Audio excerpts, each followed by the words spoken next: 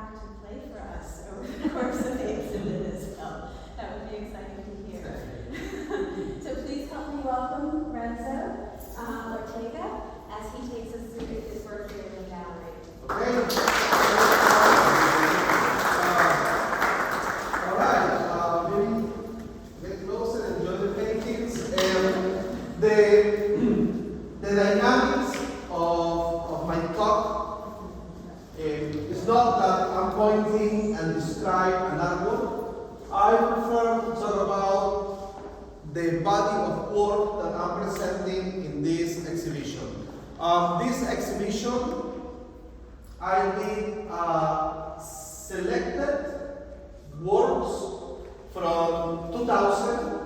That painting there called Viajero, Voyager, is one of the first paintings I made when I came to the United States in New York from 2000. And recent work, for example, these pieces that were made just right before the COVID-19 start. And also other works from 2014, 2013, 2018, and 2012.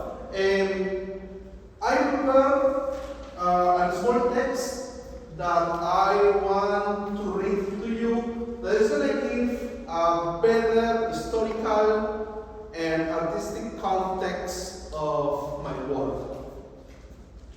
So if you have any questions, please feel free to interrupt me. And if any of the pictures you want to know what's about or why I paint those images, I'm really happy to answer your questions.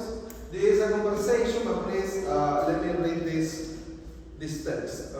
Thank you. I'm originally from Peru, and I came to the States in the year of 2000.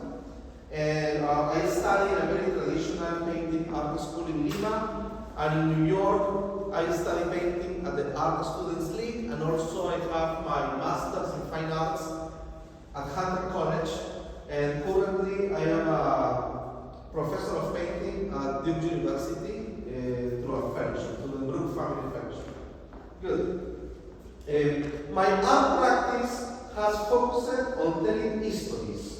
With painting, I channel and communicate narratives. I have done artworks influenced by current events and cultural interests, including politics, ethnicity, and migratory experience. My artistic voice is a manifesto of moving energy that crosses geographies and generates bonds, forming communities from members' intrinsic heritage and the changing process they live.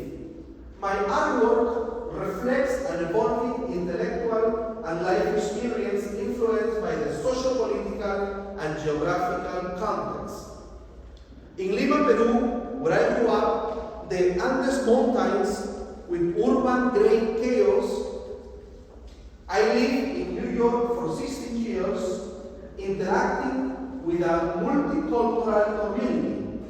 I now live in Conroe, North Carolina, where the landscape view changed from urban to rural, transforming the colors of my palette. These transitions have constructed my visual language.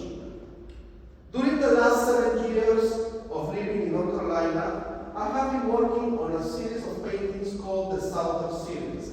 This is one of the paintings from that series. These artworks are about my impressions of our current times living in the country's southern area as a parent immigrant person of color who has transitioned from undocumented immigrant to a naturalized American citizen. And also a statement of how preserving our cultural heritage and art expressions integrity is crucial. My indigenous and mestizo heritage, empowered by my immigrant experience, lives together harmonically and solidifies my American Latinx identity that connects and acknowledges the lands of the native people that having here in the past is part of the present and and constructs a permanent future. I believe these artworks belong to this southern region and are part of the American painting's journey that started thousands of years ago, survived the European encounter, adapt to the modernist 20th century, and are embedded now with our digital contemporarity. Painting is my life mission. Artworks are historical documents we leave behind during our life journey.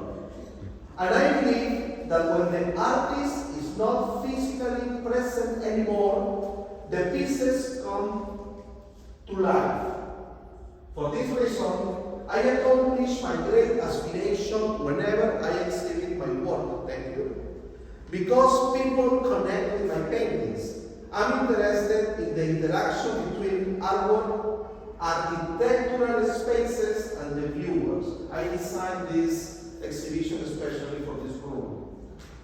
This interaction process starts in my artist studio and reaches maximum splendor when the art is in view. My painting practice spans beyond the two-dimensional canvas format. I do site-specific installations, sculptures, murals, and also soundscapes.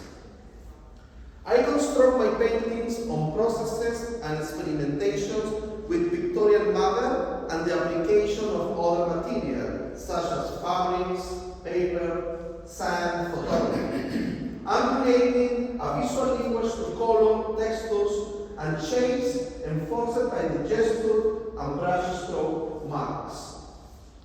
The accumulation of layers, which are the product of continuous painting sessions in action, each one different from the other without prior planning, is also a way of documenting time. The traces of paint on the canvas, one on top of the other, are layers that evolve organically. These pictorial moments seek to connect with the observer in a sensory way, and where the physicality of the painting itself is the one that begins the dialogue and invites the observer to be part of the fluid and energetic movement of the painting. To me, painting is a journey to infinity. Thank you.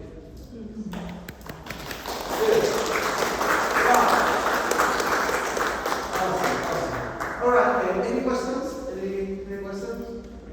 Good. So when we start to build the concept of the exhibition, I was wondering, what kind of works I should exhibit. My painting practice is very diverse. I do a lot of painting from life. I like to paint people. I invite friends to my studio to paint a portrait. I love to paint flowers. I love to do pleather painting. I have a huge collection of paintings of the North Carolina coast, the ocean, and also South Carolina. So my painting practice is very active and diverse, and it's very hard to me sometimes to choose which works I like to exhibit. That is a reason why when I'm showing my paintings, I prefer to show works that I made other than show the new works I'm working in my studio.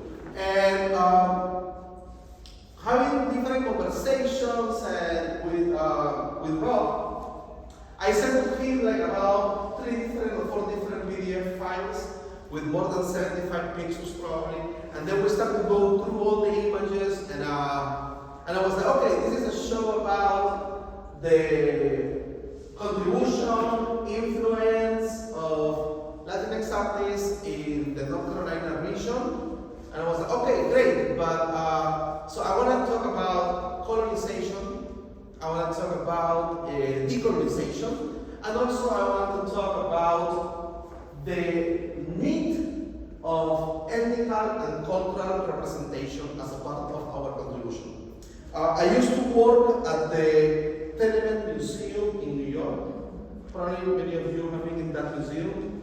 And it was a fantastic, great experience because I was an educator telling visitors about the history of the immigrants from Austria, from Italy, from Ireland, beautiful and fascinating histories. But at the same time, I remember we were reviewing these photos from the Ford factory in Detroit. We were reviewing all these documents, and a lot of people talk about the melting pot, etc. And in our current times, I decided with that idea of the melting pot. No, because back in, I would say, 1920s, 1930s, in Detroit, in the factory of Henry Ford, they have this English school for immigrants, mostly of them from Eastern Europe, to learn English. And number two, also, they have this Henry Ford haircut. No, so everybody wants to Americanize. No, people that for religious beliefs or traditions and culture they used to have beard, they shave it and they have this American look as Henry Ford. And on top of that, what looks very ridiculous for our day is they have this stage in the shape of a pot. This is true, I saw the picture. So it's a gigantic stage that is a huge pot. No? So the immigrant worker walk into the gigantic pot to receive the certificate that they passed the English test. No, and then when I became American citizen, one of the first things that I told you is that there is not actually an official English, no, and there is not actually an official religion. No, so that is early 1920s, early 1930s. I understand the context. I understand that for many Italians and also for many Latinos, no, you have to become American. You have to do not speak your native language. You have to learn how to communicate in English. But I believe that in current times, in this conversation of inclusion and diversity, we have to turn the cake, no? Turn it back, upside down. Because now I believe that it's crucial to have also representation, belief in the roots, and those other contributions that you put on the table. Each of us, doesn't matter what is your religion or cultural background, we carry this invisible suitcase that is our intrinsic heritage. And it's your intrinsic heritage plus yours, plus yours, plus yours, plus yours, and mine, that all together we put in on the table as a potluck. I love potlucks, by the way. No? I used to do potlucks in my exhibitions. Everybody brings food as a potluck. Not anymore, I'm a cooking pot. I think it's more like a cookout, a potluck, that everybody brings its own history to the table, and that's why I feel happy. I'm very proud of being here, and thank you for your contributions too. So, any questions? Yes. I mean, right away I noticed, thank you so much for that there are embryonic representations in 3 of the paintings. I think that there's just like really cool. There's the twins right there, and then there's that one right there. Right there. Yeah, and so like what nourishes them? And so there's also I guess, pregnant being, is these, anyway, yeah, what is for you, what nourishes them? Where does the placenta go? Like, It's a very interesting question. I know where you're going. Because in our current time, we have these discussions about, unfortunately, there is people say that they want to ban abortion in the States. I support abortion rights openly, and we should step out from that. But these images are not related with the narrative, are related more with the idea of fertility, with the idea of the newborn and what that newborn is bringing to us to the table. This new board can be me as my new life in these lands. This new board can be the new culture that is coming as a result of all our contributions. And this new board also can represent faith and hope. It's more as a symbolic, no? You're welcome. Other questions? Yes, I wonder what's the significance of the church burning the blue flames and the ship? Oh yeah, I want to tell you a history. So this is one of my paintings I did when I was doing my career fair. No, so I was very excited about showing this painting, and a couple of my classmates, no, they started telling me that I'm full of hate. No, that this is not contemporary art. In other ways, they technically said to me, go back to your country. No, and I was like, number one, they didn't recognize and understand that already had, by then, I had 13 years living in New York, working in the neighborhoods, and teaching classes, and making art, and playing with the band. Second, for us, Native people, Native Americans, the representation of the Catholic and the Christian Church also represents fear, death, violence, and an holocaust of our people. Thousands of our people got killed. One hand, alright? On the other side of the history, what makes a big difference between the north of American continent and the south of American continent is that Catholics were iconoclasts. And number two, Catholics, they had a lot of syncretism in the religion. Syncretism is a terminology to explain the mix of different beliefs, forms, cultures, to make one. So you go to a Catholic church in Peru and you see all this Arabic architecture that looks like a mosque, looks like a Muslim temple, but it's not, it's Catholic. And then you have these paintings made by native Peruvians with all the textile symbolism of Andean beliefs, that is Catholic. So somehow we have this, I call it Trojan horse situation that in order to survive, we have to embrace this culture. But what happened there, what happened in many of these areas, is that the Christian church don't have saints. The Christian church don't have icons. It's not iconoclastic, it's just the cross. So my entire people in the States got vanished and white, including African Americans. What happened in Peru with African Americans, for example, African Americans were not allowed to play the music. But they started to work with the church. And they give to them this box to collect money at the mess. And they started, you remove from us the musical instruments, but you give to us tools to keep playing our music. No? Or we were not allowed to dance anymore because the Catholic Church. But then we have to carry the andas, can you say that in English? The virgin, the big virgin you have to carry, and we start to learn. No? What do you think we make music with our feet? Tap music. That. Why? Is it because we like it? Because we can play it. No? This is our way of resistance. This is our resistance. Our resistance. So, this painting symbolizes a history what happened in Cusco, the Coricancha.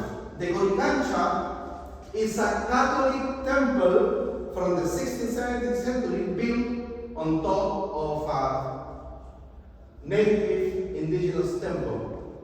We call it Inca, but probably this temple was built before the Incas. And then probably the Incas, that was an empire, also built on top of that people temple. And then the Catholic came and they built a temple on top of the temple, on top of the temple, and on top of the temple. And the blue fire represents the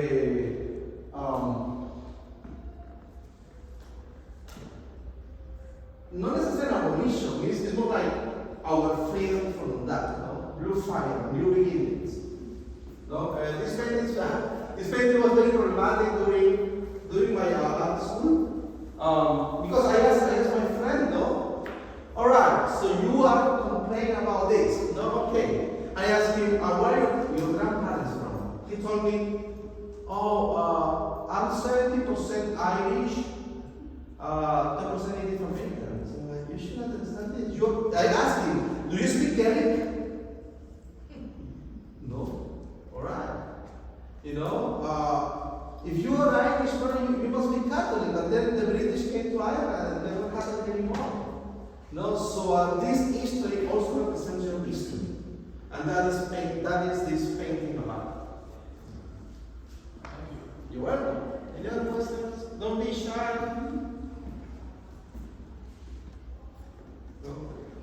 Those pieces, all those pieces, I made it. So in 2020, I had an exhibition in Peru, just right before the pandemic. Actually, yeah, when the pandemic starts? 2020? March. Yeah, so I had an exhibition in Lima called Amor de Lejos, Far Away Love. And it's about my visions of Peru from far away, being a Peruvian living in the States from far away. And all these paintings are from that time before pandemia, and also that painting of the woman with the potatoes that I call abundance. When I making these paintings, it was a very complex time because I wanted to talk about immigration, I wanted to talk about Peruvian mythology, and when I showed these paintings in Lima, people didn't get it. A lot of people didn't get it. Of course, they recognize some specific symbols that are familiar with our visual culture, but they didn't get it. They were like, no. So I feel like in the middle of nowhere, in the limbo. But I want to point this specific picture because it's a constant history that we have experienced in Peru and probably in the whole South America during the last 200 years or more. Incarri. Incarri is a myth, is an oral history. The first time that oral history has been recorded was by Cornell research people that traveled to Peru, and they started audio recording, they started interviewing different native people, and they started to tell their oral histories. One of those histories is Incarri. Incarri has been played in music. People make theater plays about that. People make paintings, t-shirts, hotel in Incarri, anything, a drink in Incarri, no? But what Incarri is? Incarri, also in the history is that the last Inca rebel got killed by the Spaniards. His body sectionated in parts and buried in different geographical locations, and his head in Cusco. The myth says that when all these parts get together again, will be the beginning of a new era of prosperity. And I found that very interesting and very romantic. It's a beautiful metaphor, no? So, I think that the current model of countries and nations, especially in South America, failed. No? I think that idea of Peru, Colombia, Colombia, Chile, Venezuela, Uruguay, Paraguay. No one's talking about Guyana and Brazil. All that concept fails. It's a constructed idea because in the building of those nations, we went through native communities and we don't care. We divide people. And today, what happened is that you go to Peru and you see a lot of immigrants from Colombia, Venezuela, because their systems didn't work. Then you go to Argentina and you see immigrants from Peru, and then all around South America.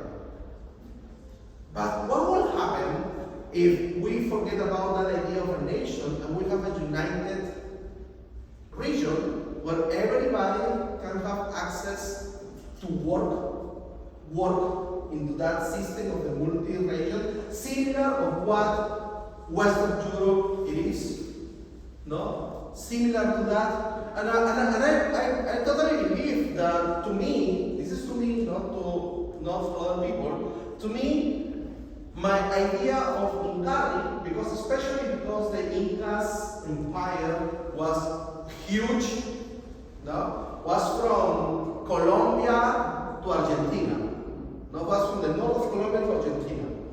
So why not that idea of Incari means the unity of every country in South America, and we start to see each other as brothers and sisters and a family. Because that is the only way we can generate bonds with Native Americans in North America, with the people of Palestine and other people that has been displaced and destroyed their culture all over the planet. So to me, Incari means more. To me, Incari is not a Peruvian methodology. It's not a Peruvian mythology. No, it's broader. Any questions? I just have an observation. Sure. I really like the fascination you have with hands. I see hands all over, and corn. Particularly that one. It's like the core. So let's start with the hands. I study classical painting, and I teach classical painting. I have classical painting training, and paintings, religious paintings from the Rinascimento Italiano, for example, Piero della Francesca, no? You have the Virgin, the Saint, no? So, the hands and the face were made by the master. No? The people that work in their studios, they paint everything, they put the gold leaf, but the hands and the face. Also, in Italy, no, hands, no, there is a nice book that says, oh, speak Italian with the hands. I found it fascinating and funny. I speak Italian as my second language. But I said that hands are important because, let's say, we came to this party, no? You are there, and I'm here, and there is a situation that probably we don't like. And without talking to you, I can say, I can do like this. No? So mean this now. So hands to me are a tool of multilingual communication. And that's and I take it from the Rinascimento Italiano painting, also the Baroque, and not necessarily from the use of hands in religious iconography or Andean iconography. Of course, we have the power of the hands that cure, etc. But it's not necessarily about that. It's not about this is called emerging hand. It's emerging, and it's carrying a block, una rio, Regarding the corn, can we go take a look at this piece for a second? Thank you. So I made this painting at the Rubinstein Art Center at Duke University, and So the great thing about doing artist residencies is that you can be focused in one specific project. Not like in my studio that I invite you and make your portrait and I paint flowers and I do anything. So at the Rubenstein Art Center during the 6 weeks residency during the summer of 2019, I want to make paintings about my identity, not only as a Peruvian, but I want to talk about my identity in North Carolina, in the United States. And that large painting on the corner that I call Mestizo, and this painting were made there in that context. Thinking about which element can represent my culture. When I'm saying my culture, in this case, I'm talking about my Latinx indigenous culture in the United States. Which symbol can represent that? No? I have many icons that have been used to popular culture, and I found that the corn is a powerful image because it's already in our memory, in our minds. Because popular culture, you see corns in skateboards, in posters, in t-shirts, etc., but also is a natural resource created by knowledge. Early agricultural people in the Americas, and I would say in the territorial area of Mexico, I'm right with that, Cornelio? The corn, no? So what's created in that area? So we have actually people with knowledge making experiments with a specific kind of plant in order to create corn, and now corn is extended, was our resource for food. Also, we feed some animals with that. In American culture, we have a lot of products made with corn syrup. No? And not only that, Professor Miguel Rojas Sotelo, that he wrote an amazing text for the catalog. When he visited my studio, he was telling me about his recent trip to China, and he visited these gigantic plantations of corn.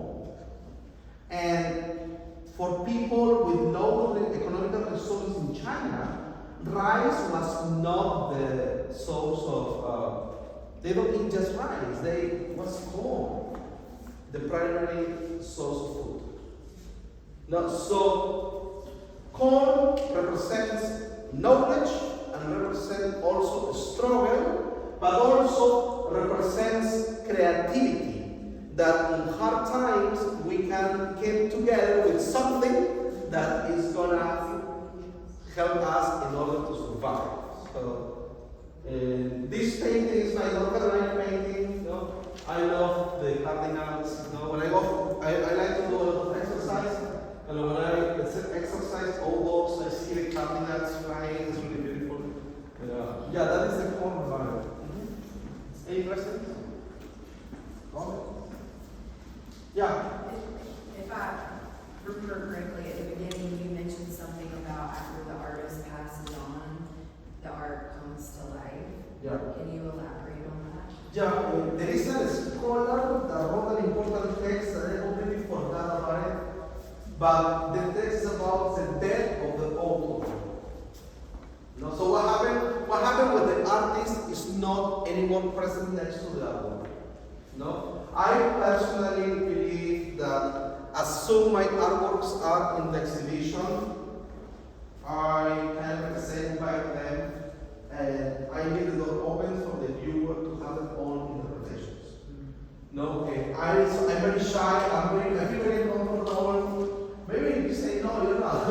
But sometimes I feel very uncomfortable to be next to a painting and try to explain what is this painting about. I prefer to talk about the whole context. So I make paintings. I establish my paintings until I find the right moment to exhibit them. No? And when I exhibit them, I accomplish my mission as an artist. And I feel like, yeah, this is fantastic. Let the people enter to see the magnificence of the history. It's not necessarily biographical, but I wanted to create a history looking at the paintings, looking at the paintings. This means I'm not anymore mine at this moment, you know. So I like that because if you see paintings in America during the colonial time, especially the Catalan paintings, all those paintings are, I would say, they use visual strategies for propaganda. No? So, yeah, Virgen de Guadalupe is a painting. And the picture of the Virgen de Guadalupe is in the center with a specific icons and symbols that represent something for people to understand and read us. No, in a trip I did to Mexico, I saw a collection of Virgen de Guadalupe paintings made by, it was Juárez Cabrera. No, for example, those painters, they don't call themselves Mexican painters. They call themselves paintings de la Nueva España, paintings of the New Spain. No, so, and then they made the Virgen de Guadalupe paintings. And then there is a book, what's a manual? A manual, how to paint the Virgen de Guadalupe right. And you have the same in Peru. In Peru we have a virgin that also is the apple, the sacred mountain. This is a great example, for example. I use those compositional, those resources. No? Okay, must be center, must be in your face, must be triangle. So we have the Andean representation. I am a native person from the Andes, and I look at this painting, I don't look at the virgin face, I look at the triangle, the representation of the apple, the sacred mountain, and I got connected with that representation. And I am the native indigenous painter making those oil paintings for the Catholic Church, and also changed my name, and I convert to Catholicism because I don't want to kill my family. But I paint the apple for my people to understand, to create that connection. No? Who made those paintings? We don't know their names. But somehow, that approach to painting keeps our culture alive. So that's very strong. So that's why I think that this cannot be autobiographical at all. This is kind of like my contribution, and my job ends when this is hung in an exhibition. It's kind of my approach to painting, no? You have a question? You have a question? Can you tell us what's the meaning of that? It's a pendant, right? What is that? Yeah. So just to start with the title, no? This painting is called America. No? America, referring the whole continent from Alaska to Patagonia, Argentina. And we have Atlantic Ocean, we have Pacific Ocean, we have two entities in one space, two different waters in one space, two different ethnicities in one space, two different beliefs. This is what construction workers, back in the days before digital tools, we used to look if the wall or if the construction is balanced and right. No?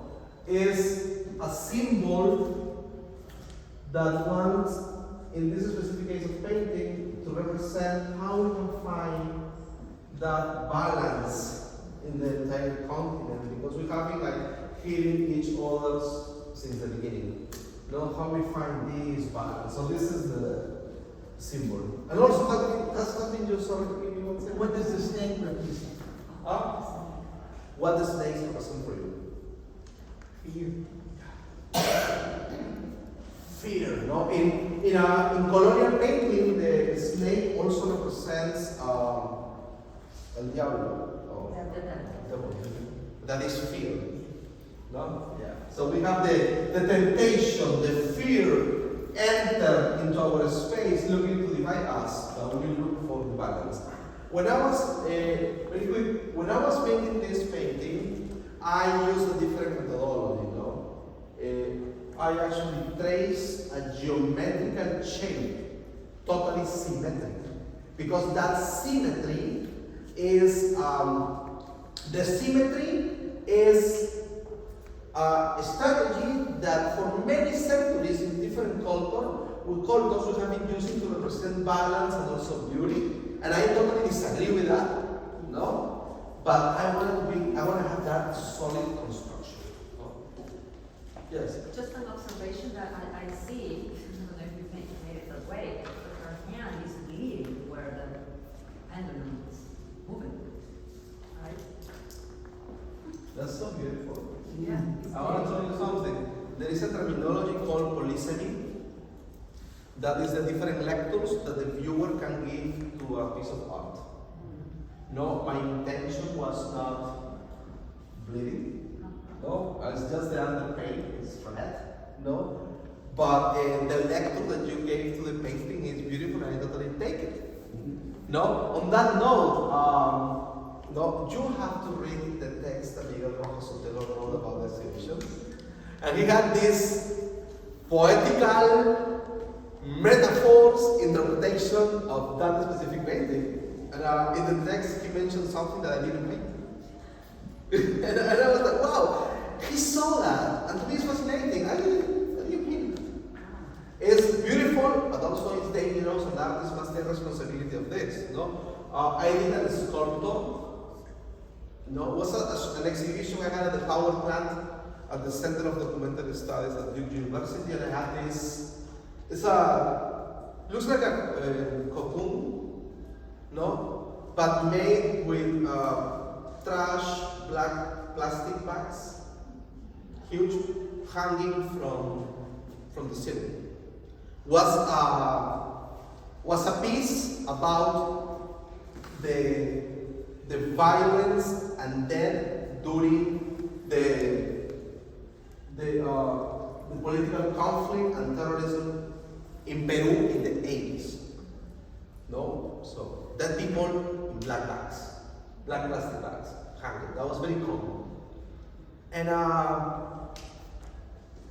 an African American person entered into the gallery, and she didn't notice anything, didn't saw anything of the exhibition, but that specific sculpture was too strong to her.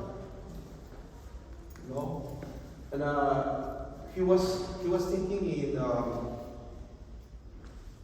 in African Americans that got killed and hinged from trees back in the slavery times. And I was like, wow. Because it's a very delicate history, and I don't think that I should talk about that, But this woman was totally into that, and she was like getting into that history, And I was like, okay, so that is my moment when the artist step back and let the person have his own interpretations. Thank God her interpretation was positive. Because people can have a completely different views of that. So we have to take.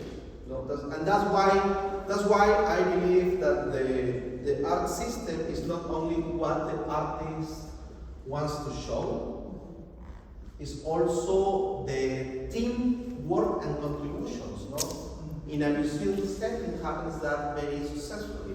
We have a scholar, intellectual writing the text. We have the director of the gallery planning the right and the correct installation of the artworks.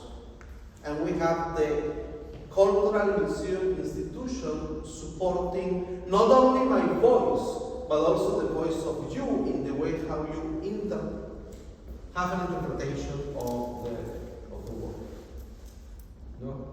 And on that note, that's why when I'm showing, I also take other responsibilities as, okay, I'm showing this, and if you need to sign a disclaimer, I will do it. No?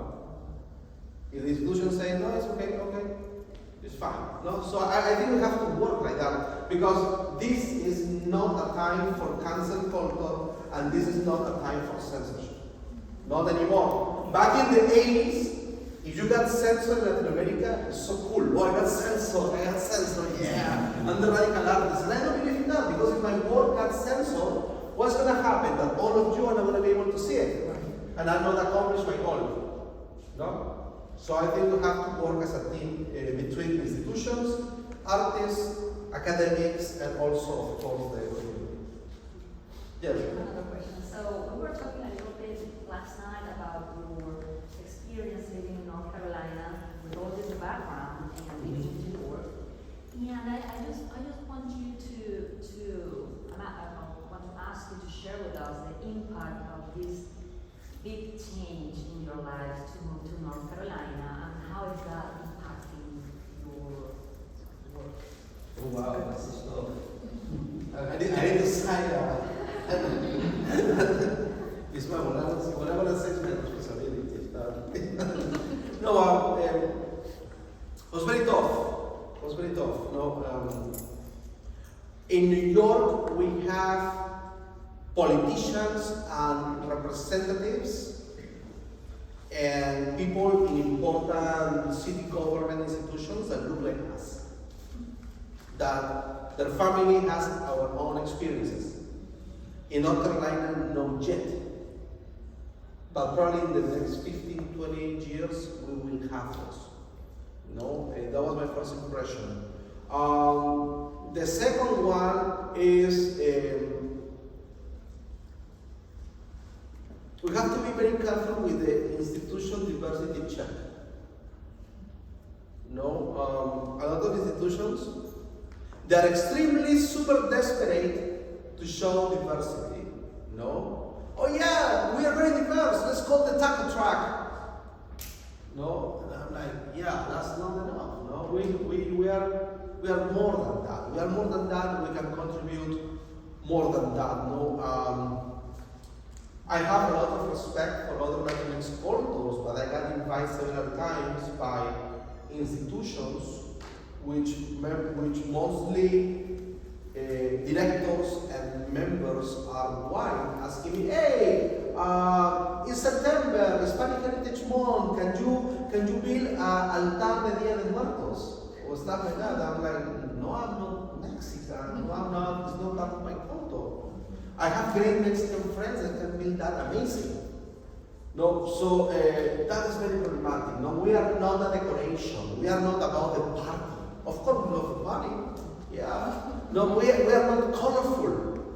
No, let's remind that mindset that Latino art is colorful, the party, and the food. No. We can contribute way more of that. And in North Carolina, that has been to me a cultural shock. No, and also it's a way how we accept diversity. No, I have 3 children. One of my kids is very white and very blonde. He identified himself as Latinx American Peruvian. That's what he's 6 years old. He said, no, Dad, you are Peruvian American, I am American Peruvian. Latinx. So I was like, all right, okay. So when we moved to Carmoro, very liberal, everybody is welcome, refugees welcome, so amazing, yeah, Carmoro, wow. I was in the playground with my baby, and 2 moms approached me, and they said to me, oh my God, it's so great that you got this job as a babysitter. No, because Carol is so liberal, a male can be a babysitter. Oh yeah, Carol, yeah. That's your diversity. You can make it better. So in New York you play a show and you have punks from China, Japan, Latinx punks, white punks, Afro punks, everybody, in the same concert.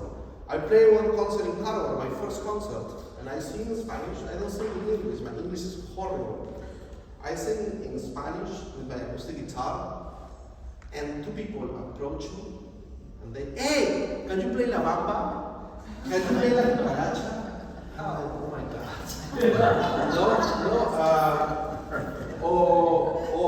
I really appreciate the efforts of the people. I'm totally thankful for that. No, thank you for the opportunity of this exhibition. Yes. No, but we can make it better. I went to another thing that was a cultural shock. I went to a punk show in Nightlight, that is a DIY music venue in Chapel Hill that supports my work, and I support them. They're amazing. They have a group of punks from Raleigh that is called the Bunker Punks. They organize a punk show against white supremacy. Alright? I was really excited to go. I'm walking into the show, and I was the only punk of color. I was like, wow. I noticed that I was in a completely different scene. Now all of them are my friends, we play shows together, but I understand that we have to do a lot of work, but I feel very hopeful about it. I think it's going to happen. I think it's going to take more time. But it's going to happen. I'm totally positive in that. Recently, I went to the Smithsonian and I saw they have a vase, an Asasi vase, and they have a Mochica vase. My people came from the Mochica people. No, it's a culture in the north of Peru, close to the coast. And both vases were from the same time era. So at the same time, when people was making the pottery, the vases, the art, the expressions, the knowledge, here in this area, we also have people like the Anasazi, etc. So, we have to be very careful with that. Diversity. The diversity exists by default in this country. Not always has been existed here in Europe, but the other thing is the managing of power. Managing of power is different. If diversity to you means to manage my narrative, I don't want your diversity. No? If diversity for you means that you're gonna tell my history and call me in a different way, put me in a box in a different way, I don't want that diversity. And similar happens with Latino organizations. I have the same issue. I disagree with a lot of Latino organizations. Hispanic heritage. I'm not Hispanic at all. I'm not Hispanic. I speak Spanish because if we do not speak Spanish, we got killed. But I'm not Hispanic. I did the DNA test and I don't have any Spanish heritage to prove that on top of that, no? So I have other things.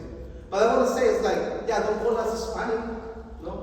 You see Quechua people in the subway train in New York from the Otaleño native area in Ecuador, speaking Quechua in New York, and they call them Spanish people. No? So your narrative of diversity empower my narrative of colonization? So no. So that's my take. We talk about diversity. We have to understand that being Latinx in the United States is also being indigenous Latinx, Afro Latinx, white Latinx, Asian Latinx, queer Latinx, etc., Christian Latinx, Jewish Latinx, Catholic Latinx, etc., Muslim Latinx, etc. So that is what I'm looking for. Thank you.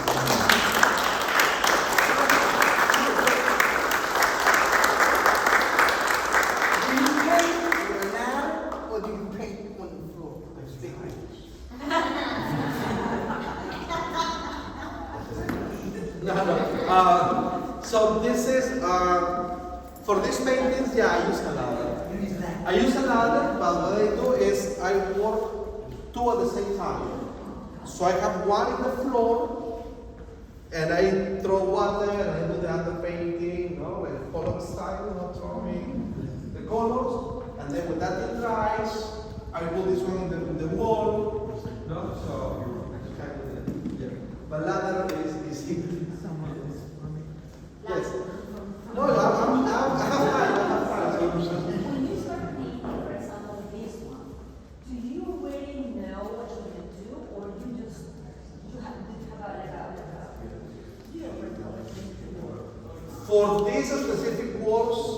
Yes.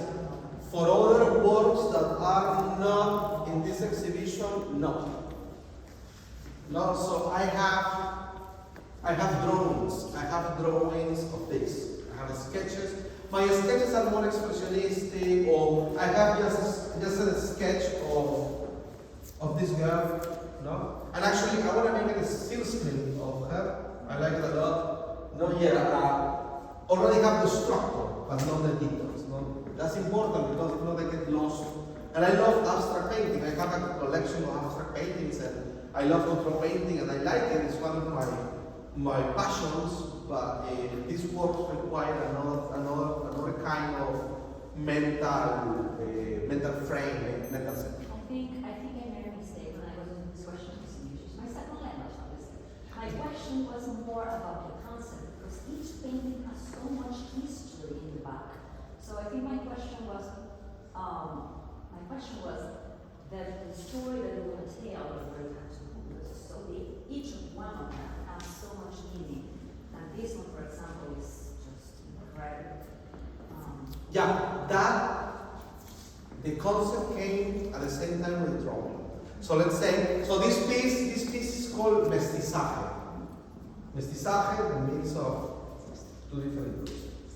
And yeah, I want to make a piece, so I have the canvas, I want to make a piece about mestizaje. And I start to draw, thinking already in the mestizaje concept, no? But this is an idea of mestizaje thinking. This is not a mestizaje painting made in South America.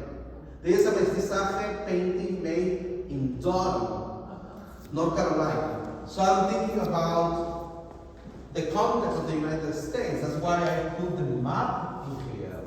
I'm thinking about just a symbolic homage to the city of Durham, the pool, the music, the housing crisis that to me is very problematic. Now we have all these communities of color having displaced because the rent is too damn high.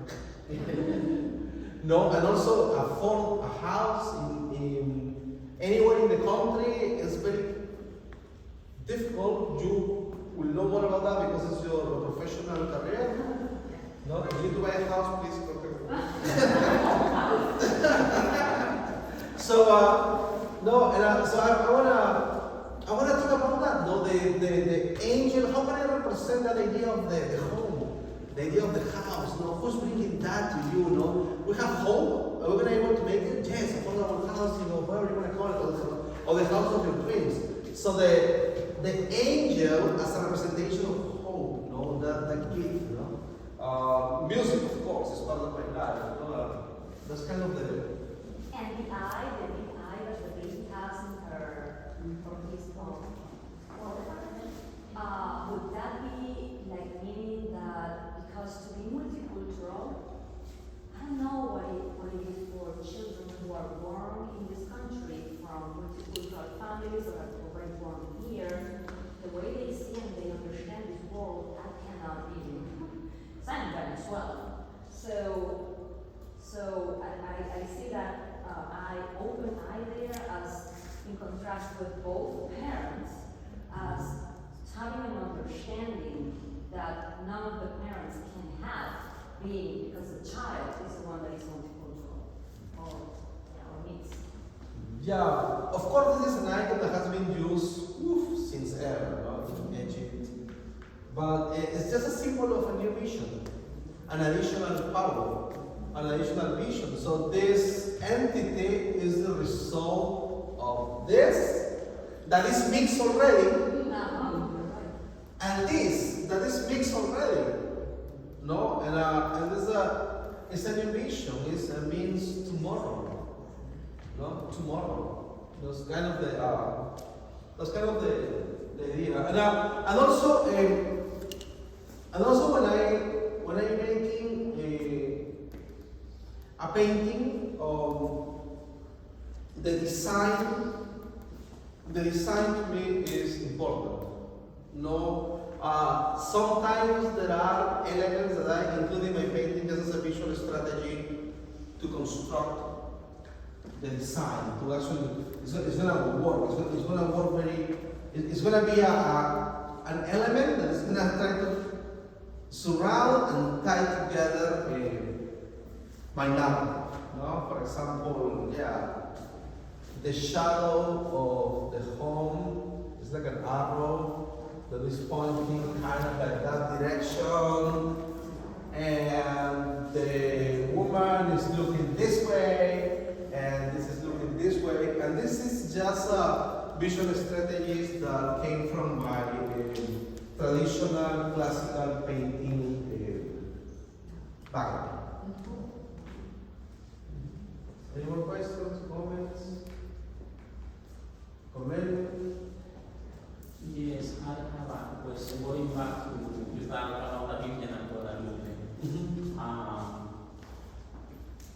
And when you were talking about how they have, guides in how to paint the Virgin and Guadalupe, I found shocking that Velázquez paintings, they're very similar to the Virgin and Guadalupe. So for me, it's not knowing my ignorance about two cultures, the Virgin and Guadalupe and also from Velázquez paintings, it's so obvious that it was imposed by someone else to convey a different people. Which also I want to share that I know in my town they found different saints already made like from Catholicism, and for whatever accident it happened, and they covered out in indigenous art inside, covered by plastic with a new belief. So I think I was strategically probably saying, you still believe it's inside, but now you have a different image.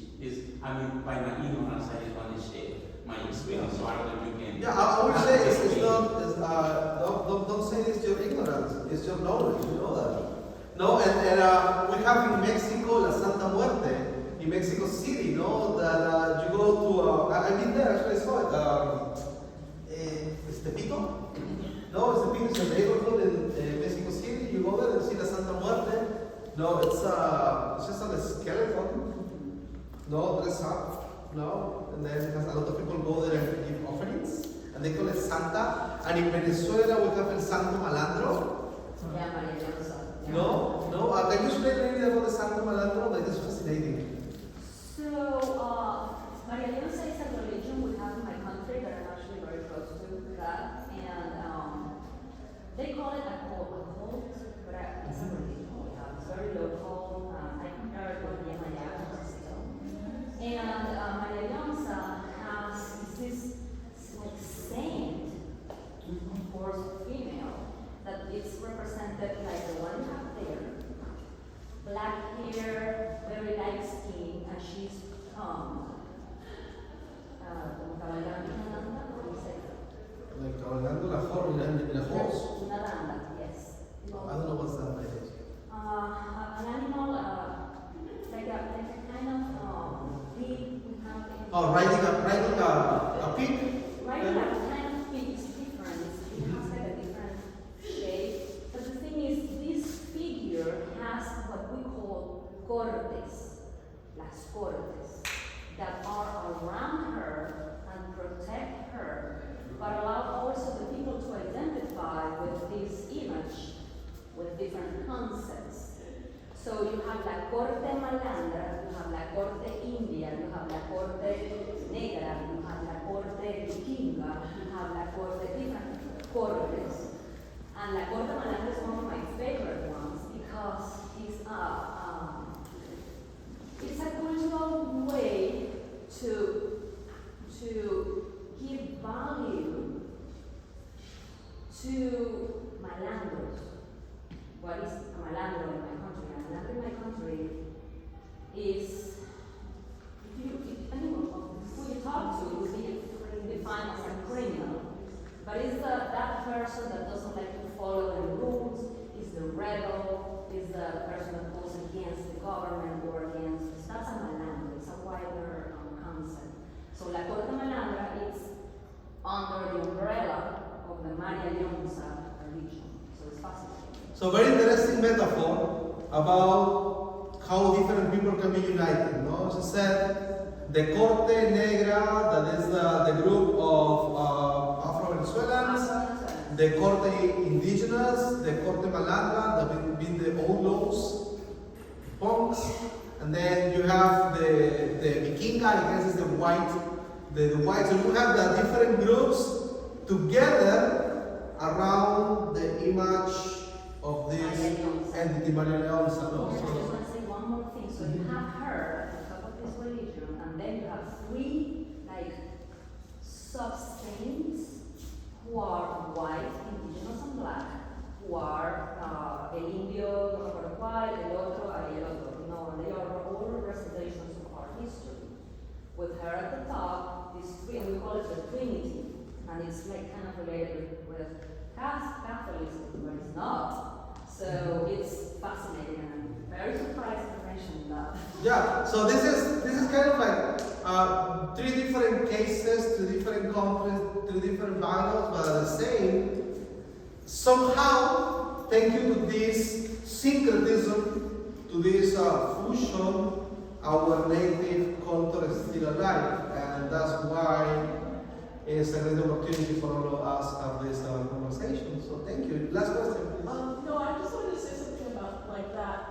It's part of colonization and part of the church's sort of effort across all of the Americas to have imposed, and all over the world to have imposed this sort of vision to, you know, in Cuba we have La Virgen de Caridad del Cobre that has the three representations of the culture of the boat.